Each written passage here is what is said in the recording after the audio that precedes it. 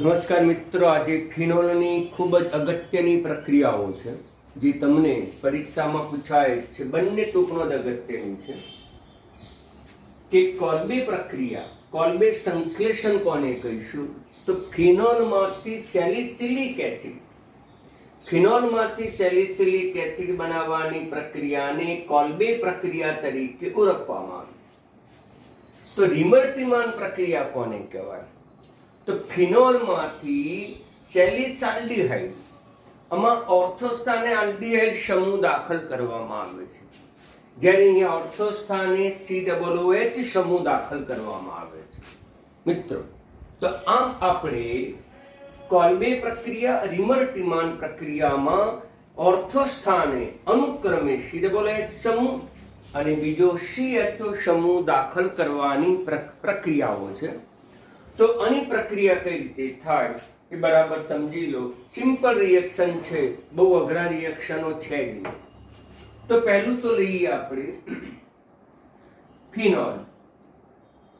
આ ફિનોલ એક પદાર્થ છે. ફિનોલ એસિડિક છે અને એસિડિક પદાર્થો બેઝમાં દ્રાવ્ય, બધા જ એસિડિક પદાર્થો બેઝમાં દ્રાવ્ય. તો ફિનોલ એ પ્રબળ બેઝમાં દ્રાવ્ય છે, એટલે જો તેમાં NaOH ઉમેરવામાં આવે તો આપણને ક્ષાર પ્રાપ્ત થાય છે. આ બેઝ છે, આ એસિડ છે, પાણીનો અણુ દૂર થાય, આ OH અને H, પરિણામે ઓક્સિજનની એક સંયોજકતા બાકી રહે જે સોડિયમ વડે આપણે પૂર્ણ કરીએ છીએ.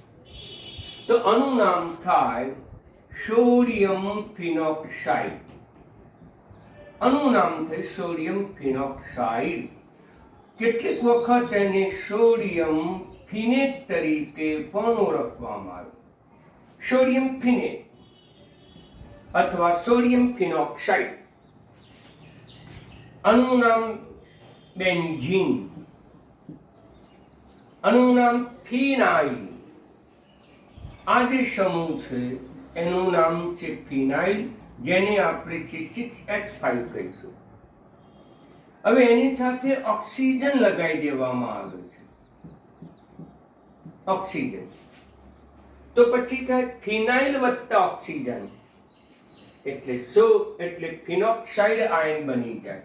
ફિનાઇલ વત્તા ઓક્સિજન એટલે ફિનોક્સાઇડ આયન બની જાય. આ રીતે નામકરણ યાદ રાખો. ફિનોક્સાઇડ. હવે એની સાથે સોડિયમ લગાવી દો એટલે સોડિયમ ફિનોક્સાઇડ તરીકે આપણે ઓળખીશું. મિત્રો, તો સોડિયમ ફિનોક્સાઇડ જે પાણીમાં દ્રાવ્ય છે, એની પહેલા તબક્કામાં CO2 વાયુ પસાર કરવામાં આવે, બીજા તબક્કામાં એસિડ ઉમેરવામાં આવે તો આપણને સેલિસિલિક એસિડ પ્રાપ્ત થાય છે. આમ સેલિસિલિક એસિડ પ્રાપ્ત થાય છે. આનું IUPAC નામ શું થશે? OH સમૂહ પણ છે, COOH સમૂહ પણ છે. અગ્રિમતા ક્રમ કયો? તો અગ્રિમતા ક્રમ OH કરતા COOH સમૂહ આગળ આવે. અગિયાર સાયન્સમાં હતું. તો પછી OH સમૂહ ગૌણ બની ગયો, COOH સમૂહ મુખ્ય બની ગયો. તો પછી આ પદાર્થનું નામ થશે બેન્ઝોઇક એસિડ. હવે OH સમૂહ, તો OH સમૂહ હોય એને તો આપણે હાઇડ્રોક્સી શબ્દ વાપરીએ છીએ. એને આપણે કહીએ છીએ હાઇડ્રોક્સી. કયા સ્થાને? તો કે પહેલો બીજો 2 હાઇડ્રોક્સી બેન્ઝોઇક એસિડ. મિત્રો, તો આનું આખું નામ થશે 2 હાઇડ્રોક્સી બેન્ઝોઇક એસિડ, જ્યારે એનું સામાન્ય નામ છે સેલિસિલિક એસિડ.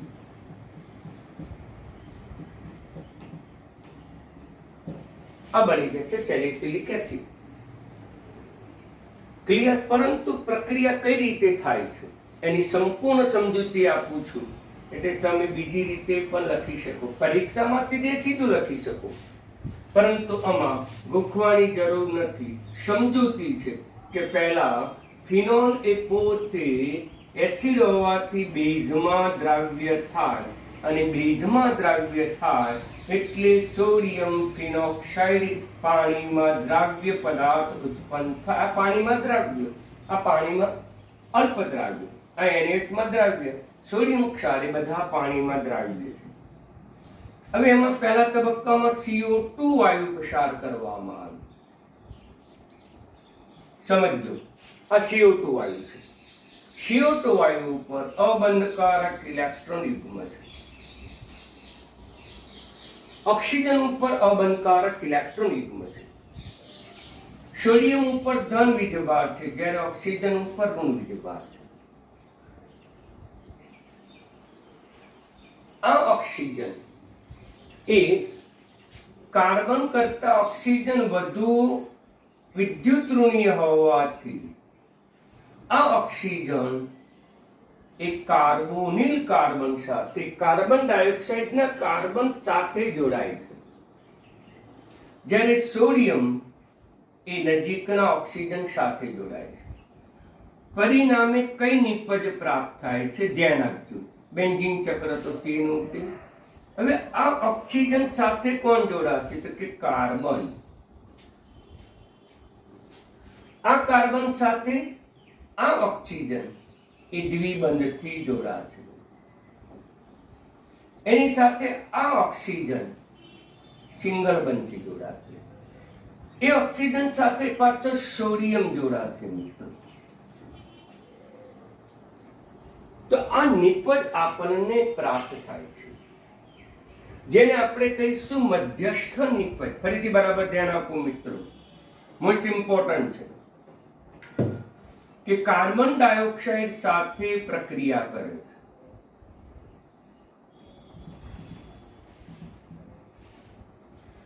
અને 1 નંબરનો ઓક્સિજન કહીશું સરળતા ખાતર, અને 2 નંબરનો ઓક્સિજન કહીશું સરળતા ખાતર, આપણી સમજૂતી માટે. આ સોડિયમ ધન વીજભારિત છે, ઓક્સિજન ઋણ વીજભારિત છે, ફિનોક્સાઇડ આયન ઋણ વીજભારિત છે, તેથી તે કાર્બન સાથે જોડાશે. જ્યારે સોડિયમ છે એ 1 નંબરના ઓક્સિજન સાથે જોડાશે, અને એને પરિણામે આપણને મધ્યવર્તી નિપજ પ્રાપ્ત થશે. મધ્યવર્તી નિપજ બેન્ઝીન ચક્ર સાથે, ફિનાઇલ ચક્ર સાથે ઓક્સિજન, ઓક્સિજન સાથે આપણને કોણ જોડાય છે? તો કે કાર્બન. હવે કાર્બન સાથે 2 નંબરનો જે ઓક્સિજન છે, 2 નંબરનો ઓક્સિજન એ દ્વિબંધથી જોડાય છે. આ સરળતા ખાતર છે, આપણી સમજૂતી માટે છે. જ્યારે 1 નંબરનો ઓક્સિજન એ બંધ તૂટે છે, દ્વિબંધની જગ્યાએ સિંગલ બંધ બની જાય. આ ઓક્સિજનની એક સંયોજકતા બાકી છે, એ સોડિયમ વડે પૂર્ણ થાય. આમ 1 નંબરનો ઓક્સિજન સોડિયમ સાથે જોડાય, કાર્બન સાથે જોડાય, સિંગલ બંધથી જોડાય. આમ આપણને આ મધ્યવર્તી નિપજ પ્રાપ્ત થાય.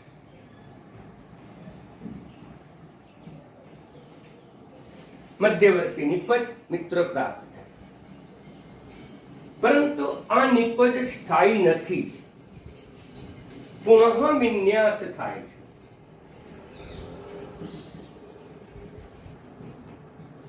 પુનઃવિન્યાસ પ્રક્રિયા થાય, બંધ તૂટે છે.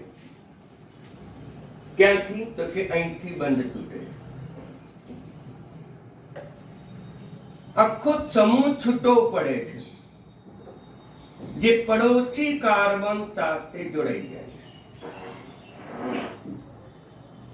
આ કાર્બન સાથે જે હાઇડ્રોજન હતો, એ હાઇડ્રોજન પાછો ઓક્સિજન સાથે જોડાઈ જાય છે, અને તેને પરિણામે પુનઃવિન્યાસ થઈને આ પ્રકારની નિપજ આપણને આપે છે. ઓ ક્યાંથી? આખો સમૂહ છૂટો પડ્યો, જે ઓર્થો સ્થાને નજીકના કાર્બન સાથે જોડાયો. નજીકના કાર્બન ઉપર જે હાઇડ્રોજન હતો, વિસ્થાપન પ્રક્રિયાથી છૂટો પડ્યો અને સાથે જોડાયો. આનું નામ થાય સોડિયમ સેલિસિલેટ.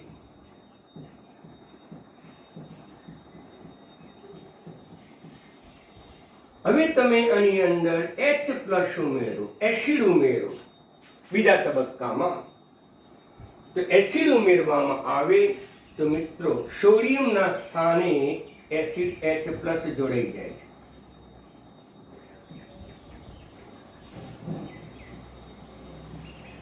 આમ આપણને કઈ નિપજ પ્રાપ્ત થઈ? સેલિસિલિક એસિડ નિપજ પ્રાપ્ત થઈ, યાને કે 2 હાઇડ્રોક્સી બેન્ઝોઇક એસિડ નિપજ આપણને પ્રાપ્ત થાય. આમ એનું આખું મિકેનિઝમ છે, ક્રિયા રહસ્ય છે, પ્રક્રિયાની પદ્ધતિ છે.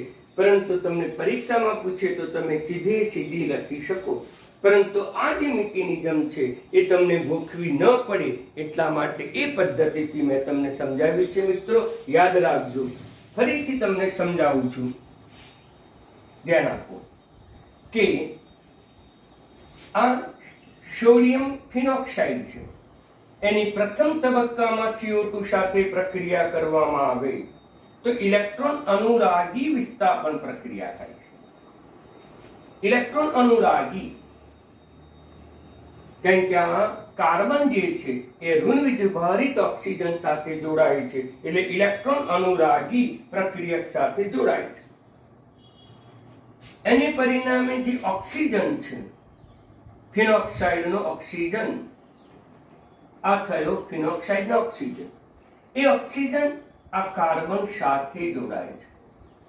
એ કાર્બન સાથે 2 નંબરનો ઓક્સિજન હતો, એ દ્વિબંધ, હું ઉપર તરફ લખું છું. એ કાર્બન સાથે 1 નંબરનો ઓક્સિજન સિંગલ બંધ થયું અને એની સંયોજકતા સોડિયમ વડે પૂર્ણ થઈ. આ પદાર્થ બન્યો, મધ્યવર્તી નિપજ પ્રાપ્ત થયું, અસ્થાયી છે. અને આ મધ્યવર્તી નિપજ પોતે અસ્થાયી છે, સરળતાથી પુનઃ વિન્યાસ થાય છે અને અહીંથી બંધ તૂટે છે. આખો સમૂહ છૂટો પડ્યો અને એ સમૂહ પડોશી કાર્બન એટલે કે ઓર્થો કાર્બન સાથે જોડાઈ ગયો. અને જે કાર્બન સાથે સમૂહ જોડાય ત્યાંથી હાઇડ્રોજન છૂટો પડ્યો, એ હાઇડ્રોજન પાછો ઓક્સિજન સાથે જોડાય અને એને પરિણામે આપણને આ પ્રકારની નિપજ પ્રાપ્ત થાય. OH અહીંથી છૂટો પડતો હાઇડ્રોજન ઓક્સિજન સાથે જોડાયો. આવું પણ લખી શકાય મિત્રો. આ રીતે લખો કે આ રીતે લખો, બંને એક જ પદ્ધતિ છે. હવે એમાં H+ ઉમેરો, તમે H+ ઉમેરો એટલે સેલિસિલિક એસિડ બની જાય. એસિડ ઉમેરો, HCl લખશો તો એ ચાલશે. તો આના સેલિસિલિક એસિડ આપણને અવક્ષેપ તરીકે ઘન તરફ પદાર્થ છૂટવું પડે. તો આમ બહુ જ અગત્યની પ્રક્રિયા છે. આ રિએક્શન તમે યાદ રાખજો. મેં તમને 2 વાર સમજાવી તો સરળતાથી સમજૂતી અનુસાર પહેલા આ લખજો અથવા કરીને આપણી સમજૂતી મુજબ આ રીતે લખજો.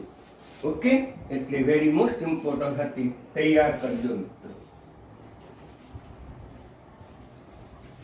એ જ રીતે રિમર્ટિમાન બંને પૂછાય છે. આ એ અગત્યની ટોકણાટ છે, આ એ અગત્યની ટોકણાટ. પણ રિમર્ટિમાન પ્રક્રિયામાં થોડી અઘરી છે. એક કરતા વધારે તબક્કાઓમાં પ્રક્રિયા થાય છે. તો એમાં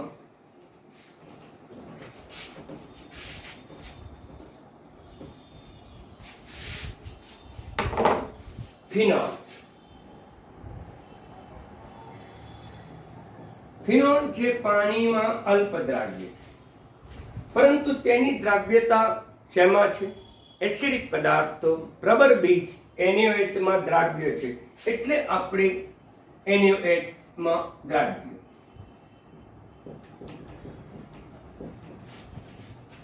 પરંતુ ક્લોરોફોર્મ સાથેની પ્રક્રિયા કરવાની છે.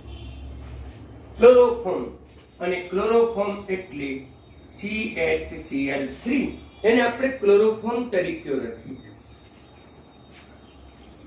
એને હું સરળતા ખાતર આ રીતે લખું છું.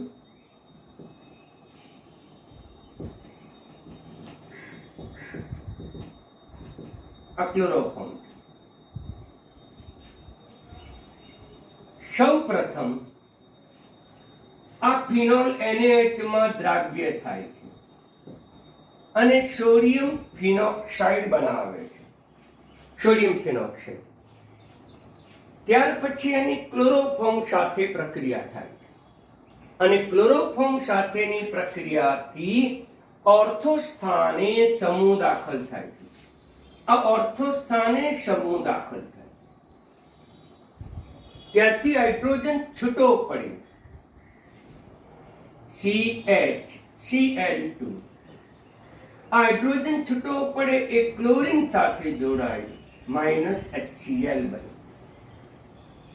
બને -HCl. ઓકે, તો HCl છૂટો પડે. આ જે નિપજ છે એ મધ્યવર્તી નિપજ છે. મધ્યવર્તી નિપજ છે, અસ્થાયી છે. તરત જ તેનું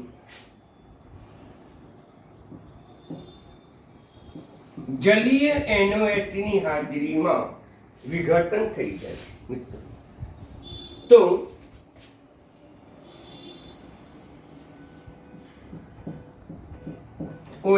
ઓર્થો સ્થાને જ ફેરફાર થાય છે. CHO સમૂહ આવી જાય.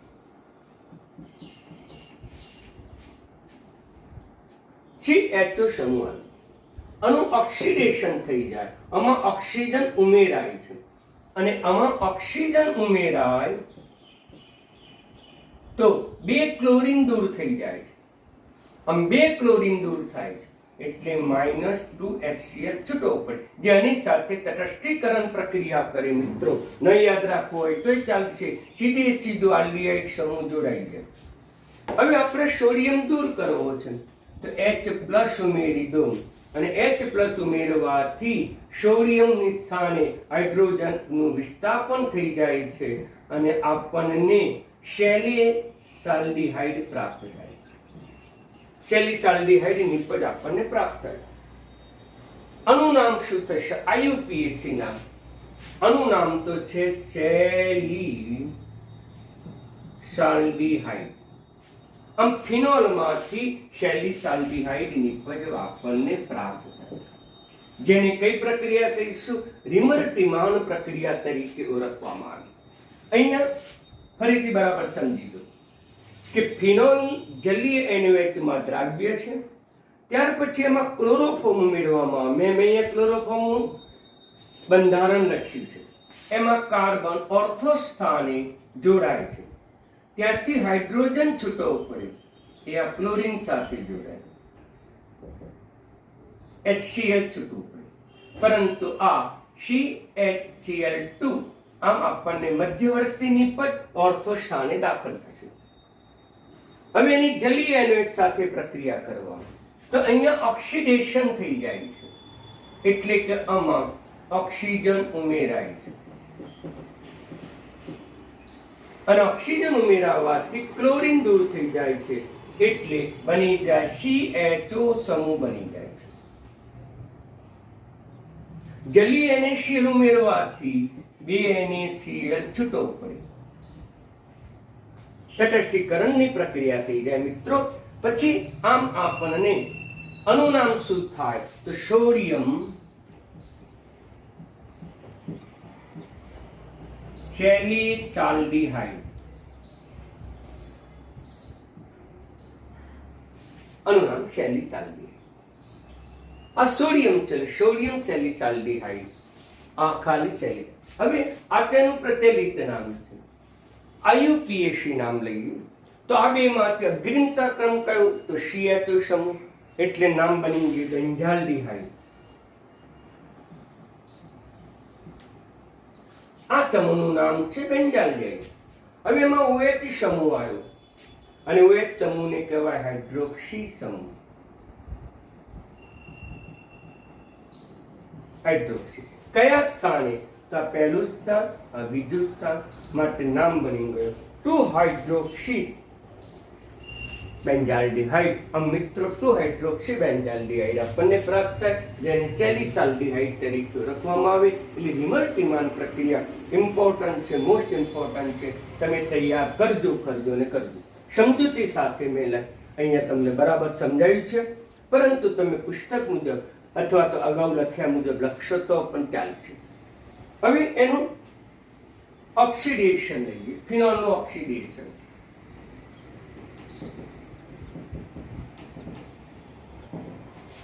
અગત્યનું છે. ફિનોલનું ઓક્સિડેશન થી કઈ નિપજ પ્રાપ્ત થાય તો ફિનોલ.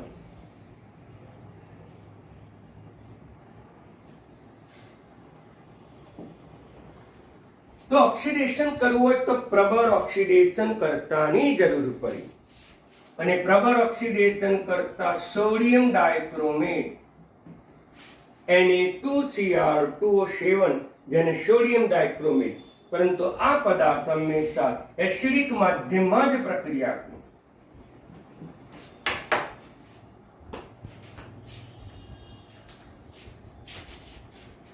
એટલે ઓક્સિડેશન જ થશે. પ્રબળ ઓક્સિડેશન કરતાની હાજરીમાં ઓક્સિડેશન થાય, ઓક્સિજન ઉમેરાય અને આપણને આ પ્રકારની નિપજ પ્રાપ્ત થાય.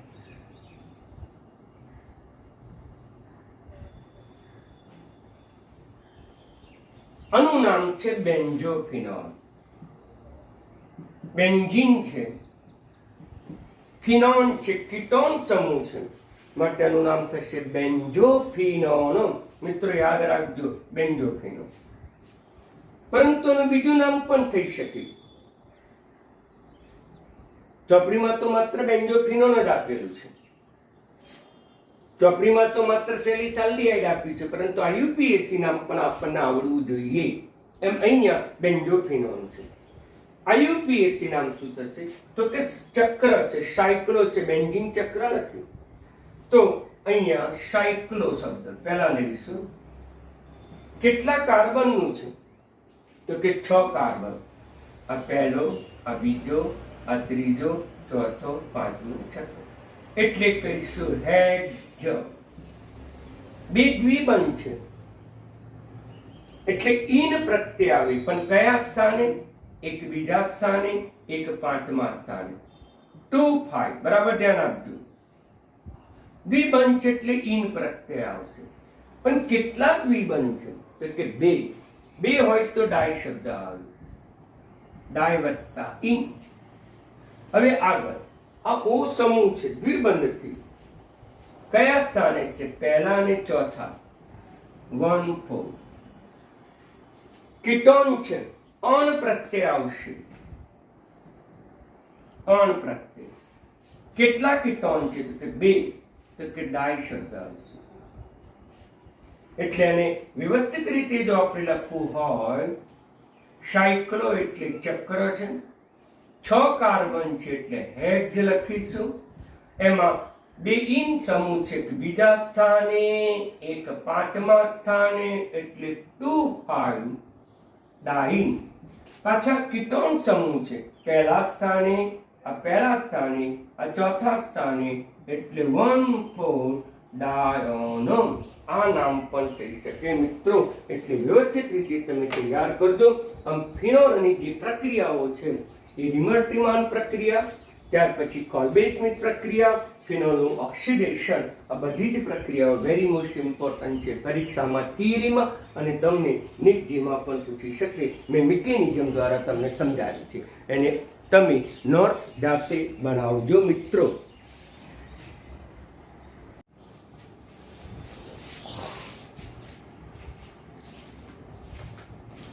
નમસ્કાર મિત્રો, બરાબર ધ્યાન આપો. હવે ઇથરની બનાવટ, તો ઇથર કઈ રીતે પ્રાપ્ત થાય?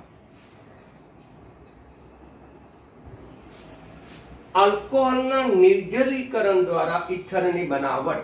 પહેલી પદ્ધતિ છે કે આલ્કોહોલનું નિર્જલીકરણ કરીએ, પાણીનો અણુ દૂર થાય ત્યારે એમાંથી ઇથર પ્રાપ્ત થાય. દાખલા તરીકે લઈએ આપણે, એની સમજૂતી બરાબર ધ્યાન આપજો.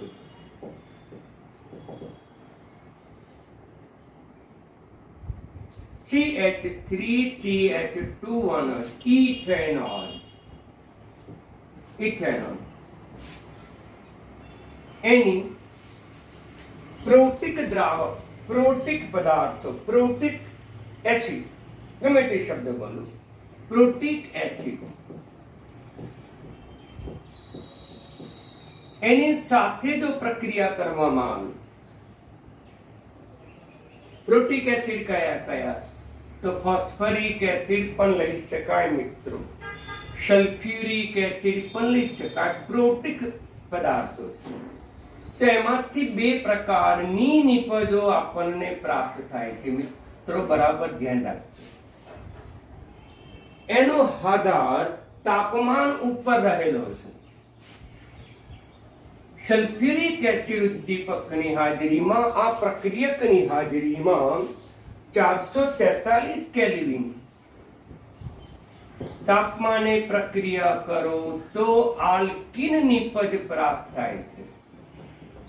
આનું નામ છે ઇથેનોલ. તો ઇથેનોલમાંથી આપણને ઇથિન નિપજ પ્રાપ્ત થાય.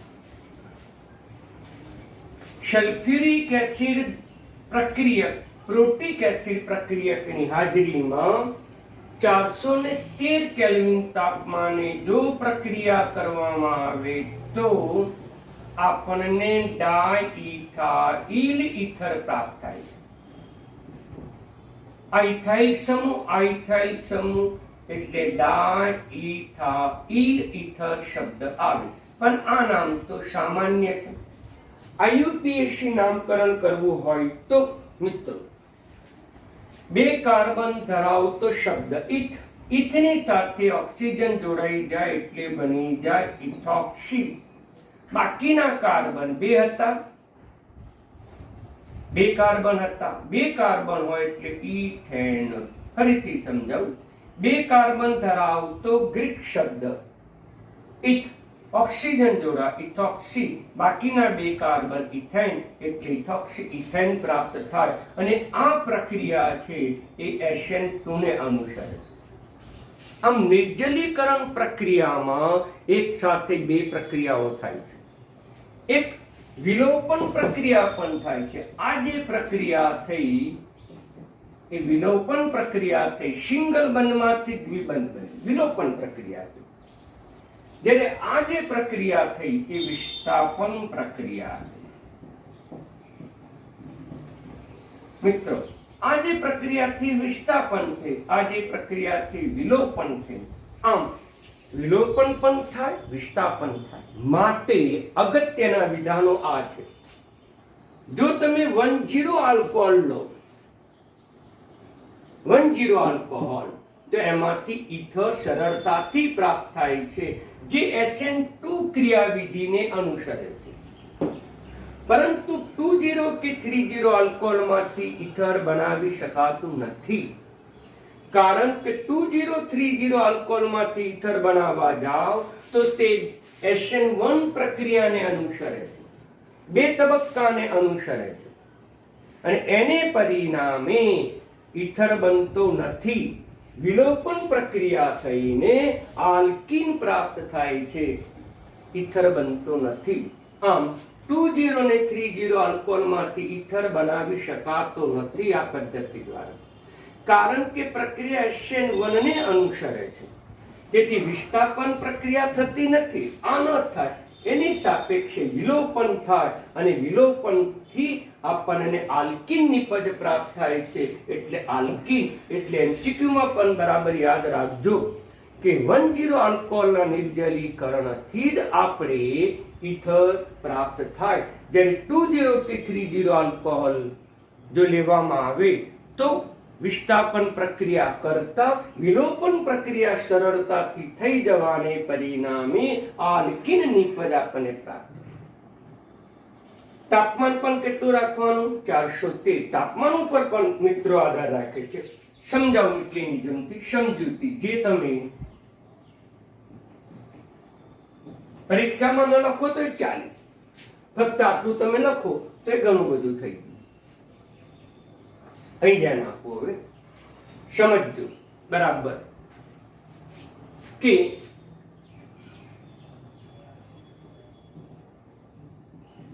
વધતા સૌ પ્રથમ સલ્ફ્યુરિક એસિડ સાથે પ્રક્રિયા થાય. સલ્ફ્યુરિક એસિડ, તો આપણે સલ્ફ્યુરિક એસિડ ના રીતે લખી શકીએ H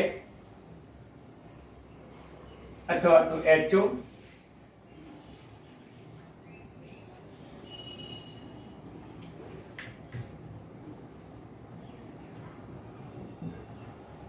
H2SO4.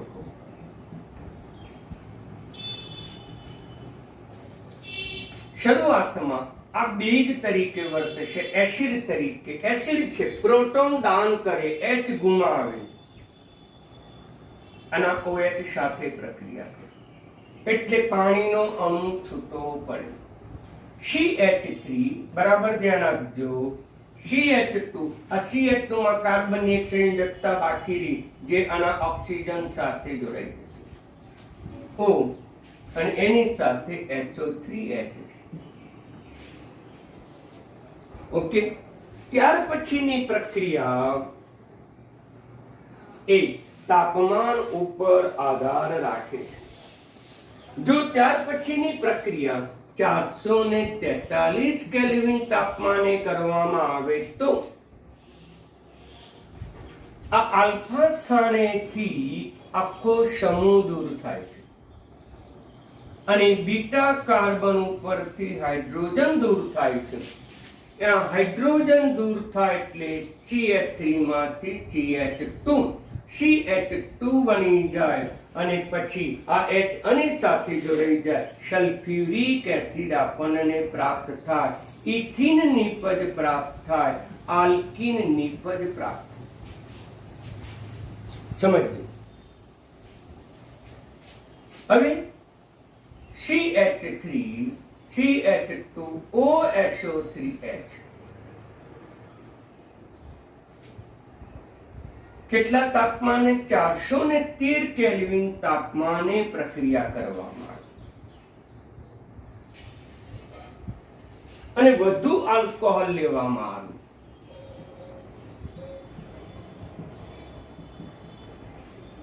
વધુ આલ્કોહોલ તો પછી વિસ્થાપન પ્રક્રિયા થાય છે. વિસ્થાપન પ્રક્રિયાથી આ સમૂહ અહીંથી છૂટો પડી અહીંથી બંધ તૂટે એટલે આ પાછો આ કાર્બન સાથે જોડાઈ.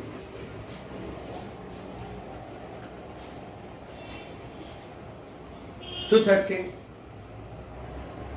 CH3 CH2 અહીંથી બંધ તૂટ્યો છે, આ છૂટો પડ્યો, પરંતુ આ સમૂહ હાજર છે. ઇથોક્સી સમૂહ CH3 CH2O સમૂહ હાજર છે, તેથી આનો ઓક્સિજન એની સાથે જોડાય છે. એ ઓક્સિજન સાથે CH2 જોડાયો અને CH2 સાથે પાછો CH3 જોડાયો વત્તા SO3HO અને પાછો H. આ બંને પાછા જોડાઈ જશે અને આ બંને જોડાય એટલે શું બની જાય? 2 વખત હાઇડ્રોજન થયા, HO4 થઈ ગયા. આમ આપણને ડાઇઇથાઇલ ઈથર પ્રાપ્ત થાય. આ રીતે લખી શકાય. મિત્રો, આપણી સમજૂતી છે. જો 473 કેલ્વિન તાપમાન લેવામાં આવે તો વિલોપન પ્રક્રિયા થાય અને વિલોપન પ્રક્રિયાથી આપણને દ્વિબંધ ધરાવતું સંયોજન ઇથિન પ્રાપ્ત થાય. પરંતુ જો વધુ આલ્કોહોલ લેવામાં આવે 413 કેલ્વિન તાપમાન એટલે વધુ આલ્કોહોલ હોય એટલે એની સાથે આ પ્રક્રિયા થાય, આ સમૂહ દૂર થાય, આ સમૂહ દાખલ થાય, વિસ્થાપન થાય અને વિસ્થાપન થઈને આપણને કઈ પ્રક્રિયા થઈ? વિસ્થાપન પ્રક્રિયા થઈ અને ડાઇઇથાઇલ ઈથર પ્રાપ્ત થયું. ઓકે મિત્રો, તો આ રીતે તમે સમજૂતી લખી શકો, સમજાવી શકો. આમ MCQ માટે યાદ રાખજો, નીટજી માટે કે સતત ઇથરીકરણ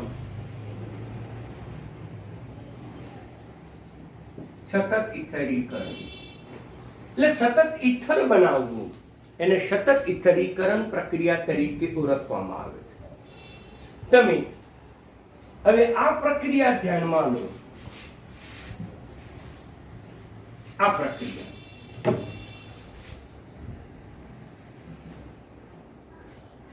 તો આ પ્રક્રિયામાં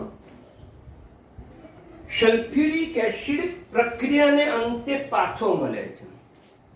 સમગ્ર પ્રક્રિયા દરમિયાન ઉમેરેલો સલ્ફ્યુરિક એસિડ પ્રક્રિયાને અંતે પાછો મળે છે. સલ્ફ્યુરિક એસિડ વપરાતો નથી. તો પછી માત્ર કોણ વપરાય છે? તો કે આલ્કોહોલ જ વપરાય છે.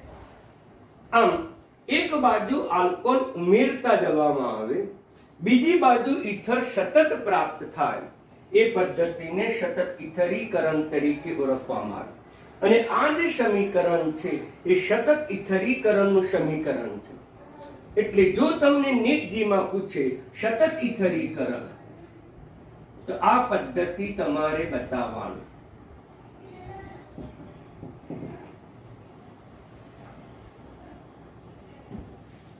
સતત ઇથરીકરણની સમજૂતી સીધું આ સમીકરણ. સતત ઇથરીકરણની પ્રક્રિયાનું સમીકરણ પૂછે તો આ તમારે લખવાનું. અને આ પદ્ધતિમાં આલ્કોહોલ સતત ઉમેરવાનું. કયો આલ્કોહોલ મિત્રો? 10. આમ 10 આલ્કોહોલ સતત ઉમેરવું. સલ્ફ્યુરિક એસિડ તો વપરાતો જ નથી, પ્રક્રિયાને અંતે તેમનો તેમ રહે છે. તેથી 10 આલ્કોહોલ સતત ઉમેરવું અને ઇથર સતત પ્રાપ્ત થાય. આ પદ્ધતિને સતત ઇથરીકરણ પ્રક્રિયા તરીકે ઓળખવામાં આવે. એટલે મિત્રો આ નોંધ કરીને જ તમે લખજો, થિયરીમાં નથી, ફક્ત નીટજીની અંદર જ આ વસ્તુ પૂછાય છે, સતત ઇથરીકરણ. પરંતુ આમ આલ્કોહોલના નિર્જલીકરણથી ઇથર બનાવી શકાય, પરંતુ એની મર્યાદા તમે ધ્યાનમાં રાખો. ફક્ત 10 આલ્કોહોલમાંથી કઈ ક્રિયાવિધિ? SN2 ક્રિયાવિધિ. 20 આલ્કોહોલ કે 30 આલ્કોહોલ હોય તો આપણને વિલોપનથી આલ્કીનની પદ પ્રાપ્ત થાય. શા માટે? કઈ ક્રિયાવિધિ? તો કે SN1 ક્રિયાવિધિને અનુસરે છે. એટલે આવા MCQ પ્રકારના પ્રશ્નો નીટજીમાં સૂક્ષ્મ થિયરીને આધારે પૂછાતા પ્રશ્નો ધ્યાનમાં રાખજો મિત્રો. ઓકે, તો ધન્યવાદ. અસ્તુ.